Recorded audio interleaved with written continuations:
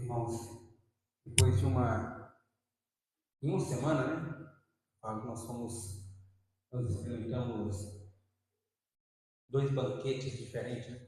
No domingo passado, o reverendo Joaquim pregou aqui em Zacarias 9:9.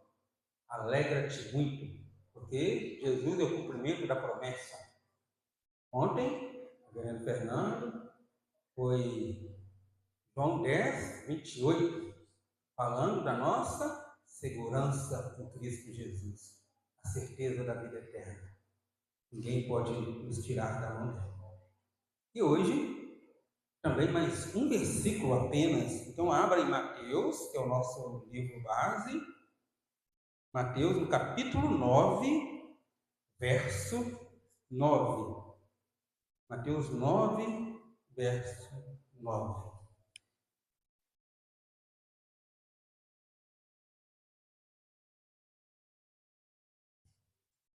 Mateus capítulo 9, verso de número 9. A vocação de Mateus.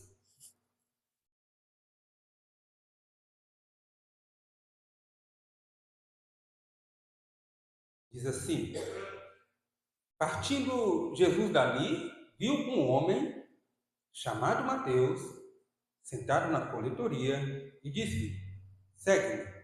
Ele se levantou e o seguiu.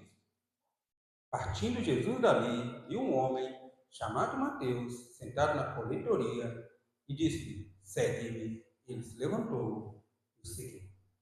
Senhor amado, fale mais uma vez aos nossos corações, como o Senhor tem feito a cada dia, toda vez que lemos a Tua Palavra, que ouvimos a exposição fiel da Tua Palavra, o Senhor fala conosco, nos alimenta, Pai, e assim nós possamos crescer cada vez mais na graça, no conhecimento de Jesus Cristo como Senhor e Salvador de nossas vidas, e Teu nome sendo glorificado por meio da Tua Palavra.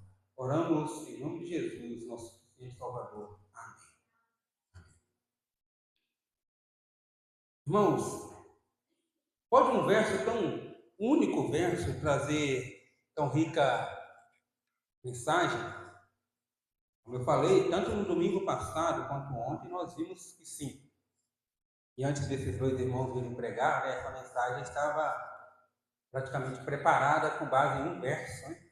Então, assim, acabou que essas, vamos dizer assim, essas três últimas mensagens, apenas um verso, e nós vimos que um verso da palavra de Deus pode trazer uma riqueza para nós, pode nos alimentar profundamente, ou pode nos alimentar por completo. É que nós estamos diante do chamado de Mateus. O evangelista que nós estamos usando para essa série de mensagens, agora ele vai narrar a sua própria salvação. Mas, irmãos, Mateus, como eu já falei com os irmãos, Mateus não se apega a detalhes. Ele não se apega a detalhes. Ele diz que Jesus passou, saiu de um determinado lugar, passou, viu ele ali sentado, chamou para seguir e o seguiu. Pronto. Os outros evangelistas, Marcos e Lucas, também registram esse chamado. Eles colocam um ou outro detalhe que nós vamos ver aqui no desenvolver da mensagem.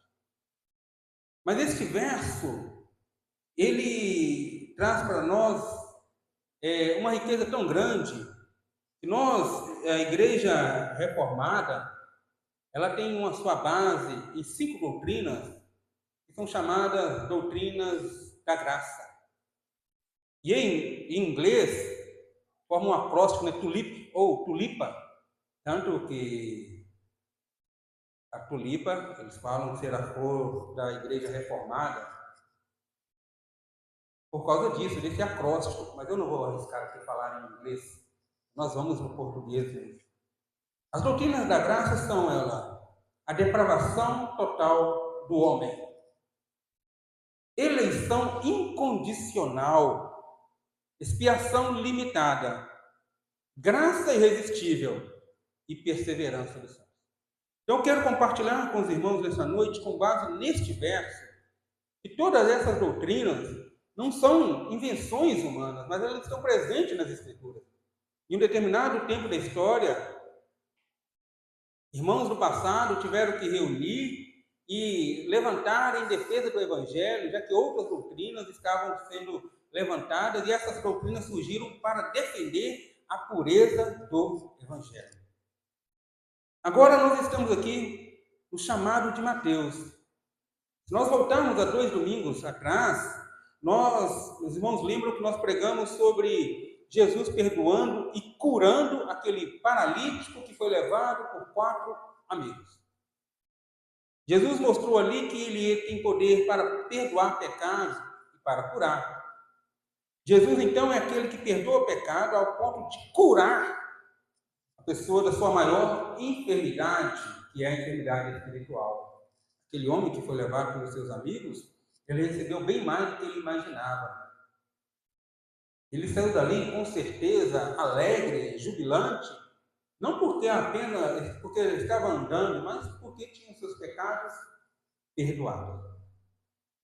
Jesus, depois disso, ele sai. Mateus e os outros evangelistas colocam. Mateus diz que Jesus estava em sua cidade. Lucas fala que Jesus estava em sua casa. Mateus não fala, que Jesus curou este homem em casa, mas Lucas fala que Jesus curou este homem em casa. O certo é que Jesus, depois que sai dali, continua sua caminhada pela cidade de Cafarnaum e agora encontra um homem que está no seu posto de trabalho e o chama. Este homem não resiste.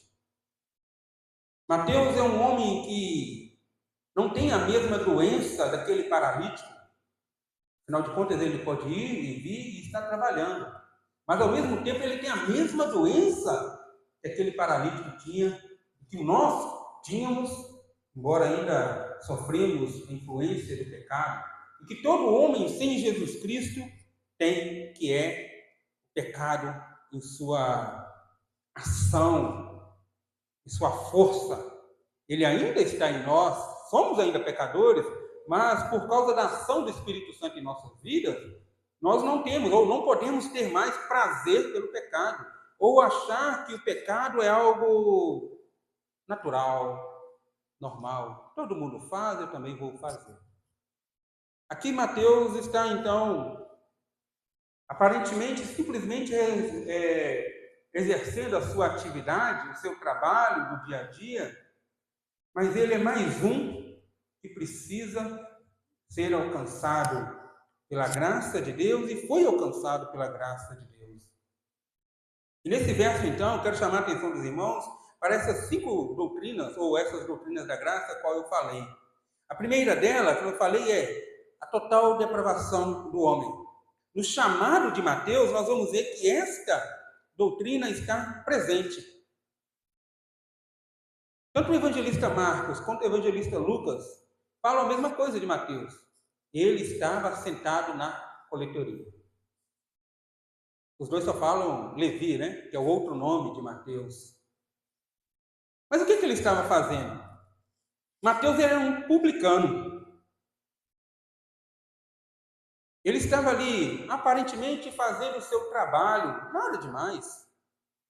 Estava trabalhando, mas o que tinha errado em ele ser publicano?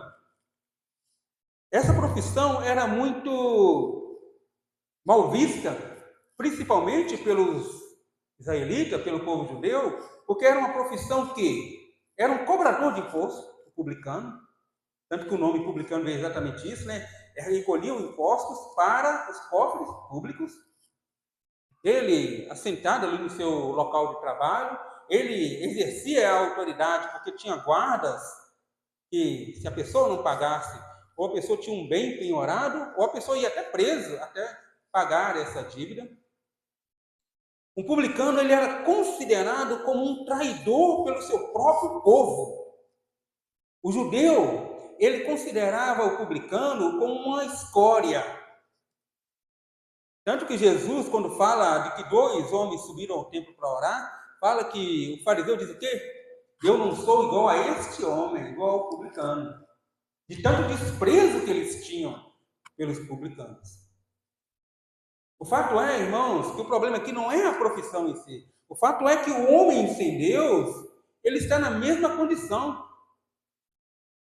Ele pode pensar que vale alguma coisa, ele pode pensar que tem um determinado valor, mas o homem sem Deus, ele não tem valor nenhum.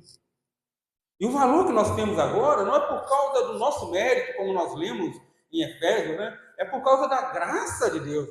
É porque agora nós somos morada, a habitação do próprio Espírito de Deus.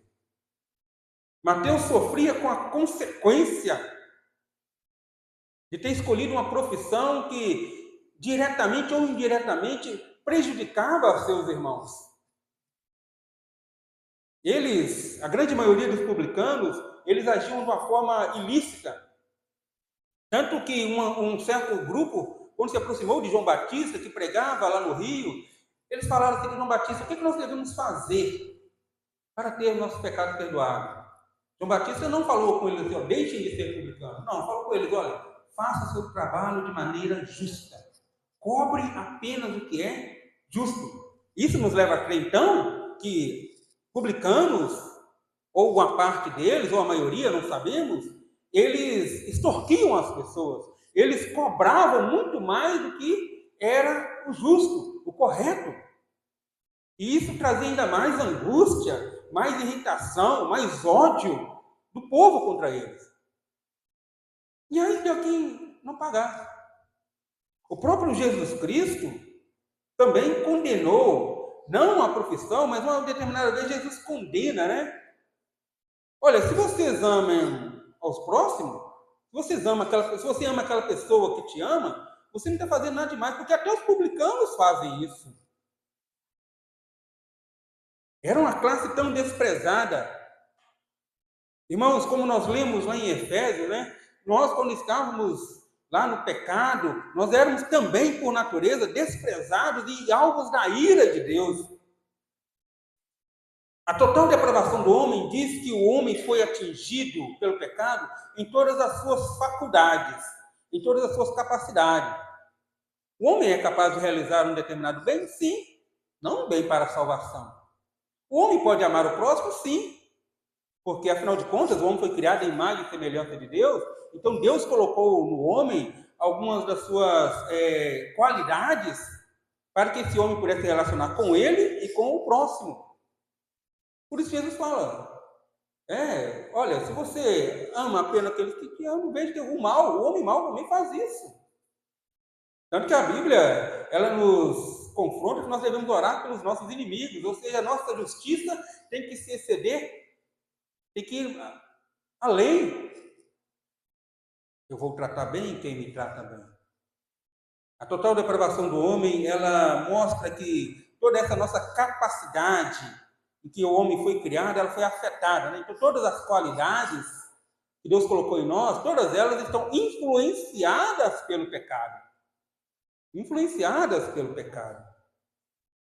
E Mateus está aqui, exercendo a sua profissão, mas é uma profissão que o fazia ser visto como o inimigo do seu próprio povo, desprezado pelo seu próprio povo.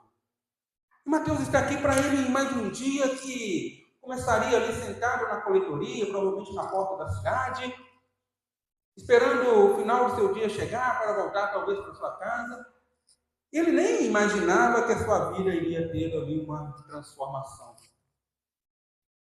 A segunda doutrina que podemos encontrar aqui é a doutrina da eleição incondicional. Ou seja, nós somos salvos por meio da graça de Deus, sem mérito nosso, e Deus escolheu de acordo com a sua própria vontade.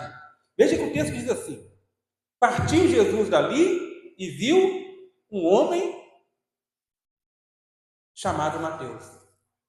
O detalhe, irmãos, que Mateus não era o único publicano, Mateus não era o único cobrador de impostos naquela cidade.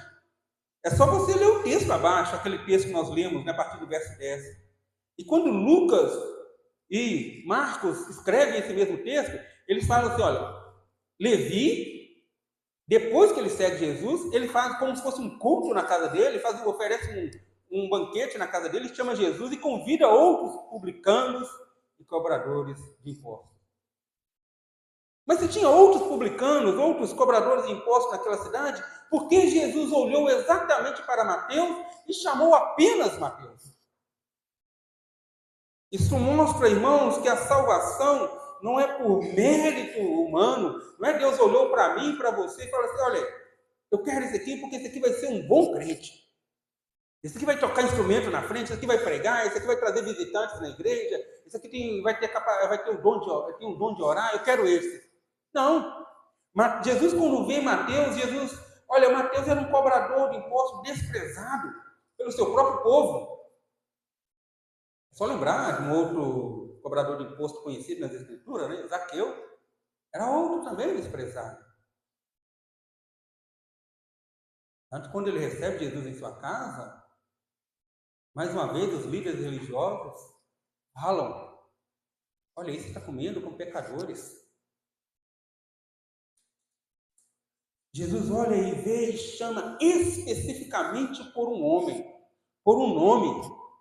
Nos faz lembrar lá da ressurreição de Lázaro, né? Muitos dizem que quando Jesus fala assim, Lázaro sai para fora, Jesus tinha que especificar quem ele estava ressuscitando. Porque se ele falasse assim, sai para fora, provavelmente todos os sepulcros ali, ao alcance da sua voz, iriam ser abertos e seus mortos ressuscitariam. Então aqui, se Jesus falasse assim, simplesmente vem, e não direcionasse o seu chamado, provavelmente todos que estavam ali seriam alcançados pela sua voz.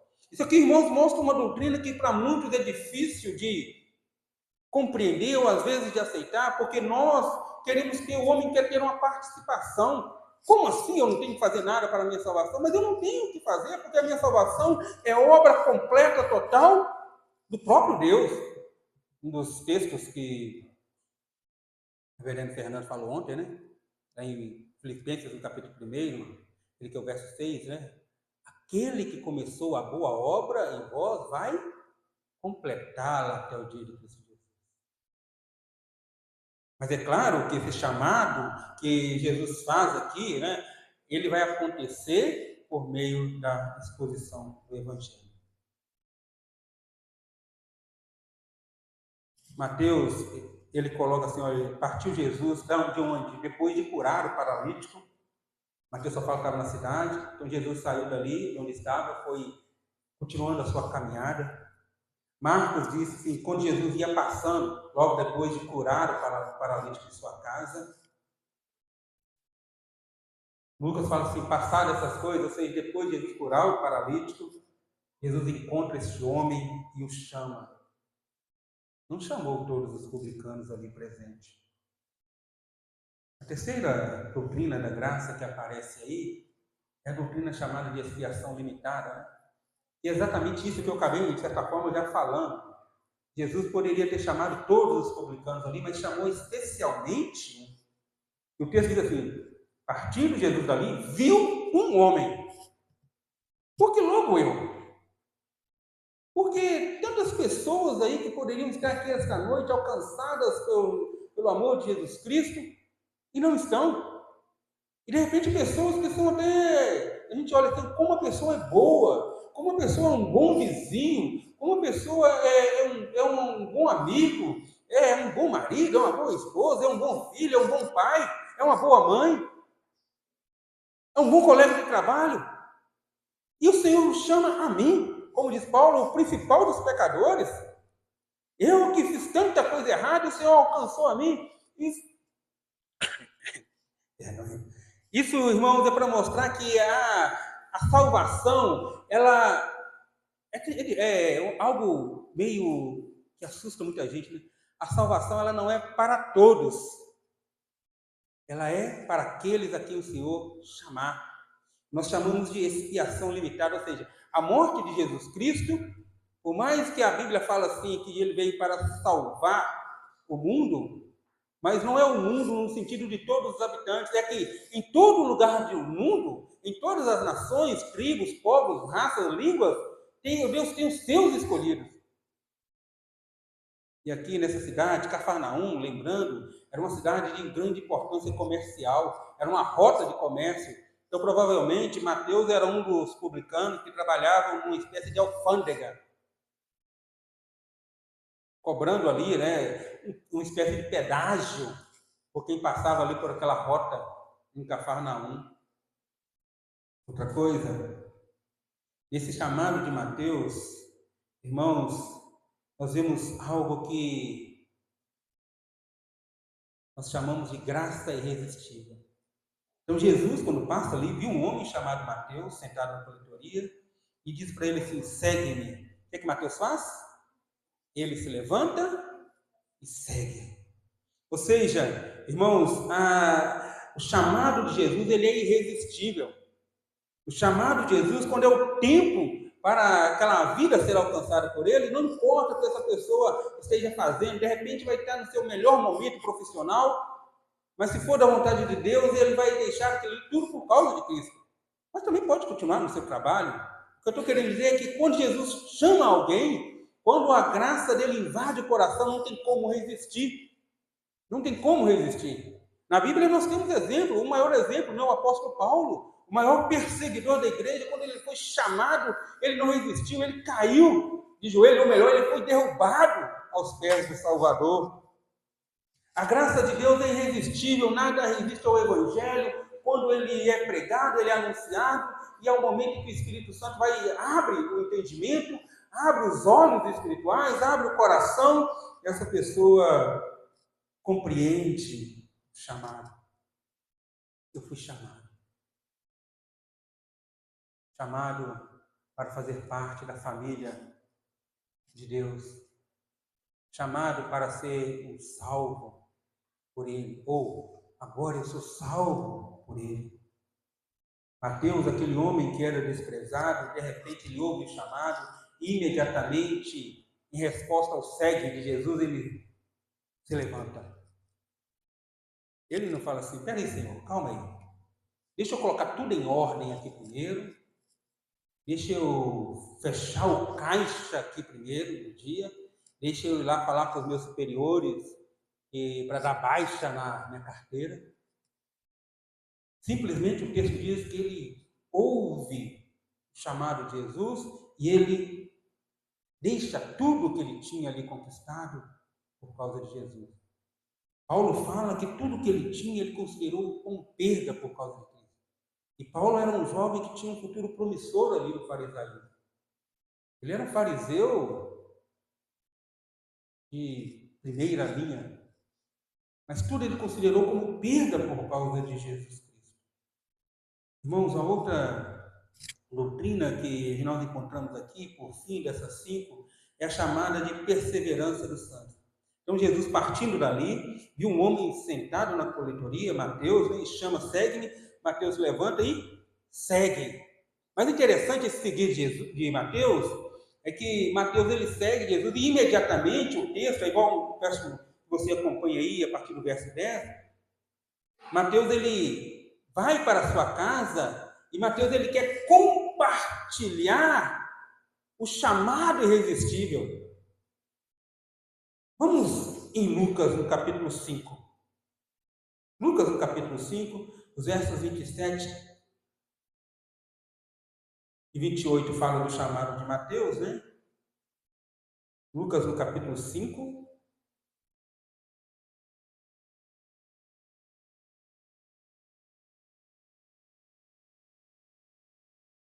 Mas a partir do verso 29. Veja só. Lucas fala assim no verso 28. Ele se levantou e deixando tudo, o seguiu. Eu creio, irmãos, que se Mateus fosse um publicano que não tivesse fazendo nada de errado, eu acho que Lucas não iria destacar aqui. Mas quando ele é chamado, e esse chamado é irresistível, ele abandona tudo por causa de Jesus. Mas o interessante é o verso 29, olha como Lucas começa ele. Então, lhe ofereceu Levi um grande banquete em sua casa. E numerosos publicanos e outros estavam com ele à mesa. A perseverança dos santos, irmãos, é uma doutrina que diz o seguinte, olha, eu sou salvo, eu não fiz nada para merecer a minha salvação, mas agora eu tenho que desenvolver a minha salvação, ou seja, eu tenho que mostrar frutos de arrependimento, frutos de que agora em Cristo eu sou uma nova criatura. E de repente Mateus ou Levi, ele faz isso. Ele que estava ali sendo mais um desprezado pelo seu próprio povo, ele é chamado, e interessante que agora ele vai andar com parte de pessoas que antes o desprezavam. Ele é o único publicano dos 12. Ele é o único publicano, pelo menos assim, registrado nominalmente, daquela multidão que seguia Jesus. Aproximadamente 120 pessoas seguiam Jesus. E nenhum deles poderia falar assim, não, Senhor, não chama esse não, porque o chamado não depende da vontade do homem. O chamado depende da vontade e da ação do próprio Deus. Mateus, então, ele ouve esse chamado irresistível e ele faz o que? Olha, Senhor, vamos lá para minha casa.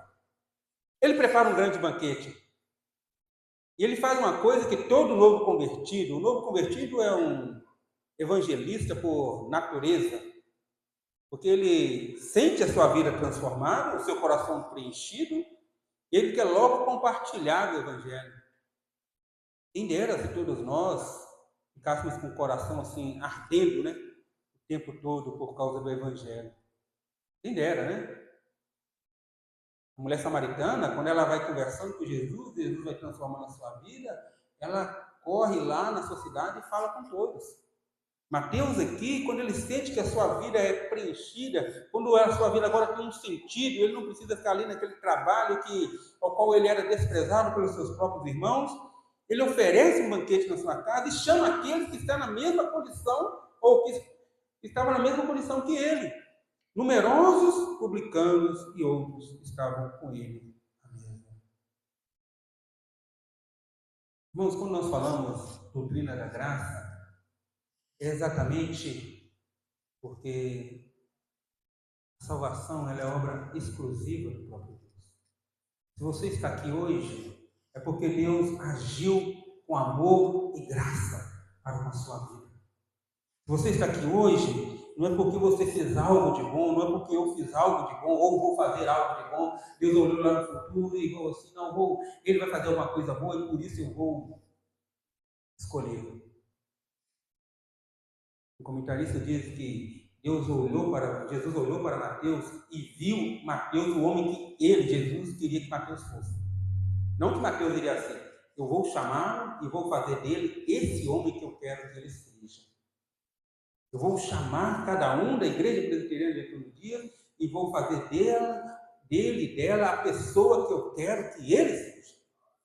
E aí ele vai pegar, ele vai nos transformar, ele vai nos amassar, quebrar se for preciso.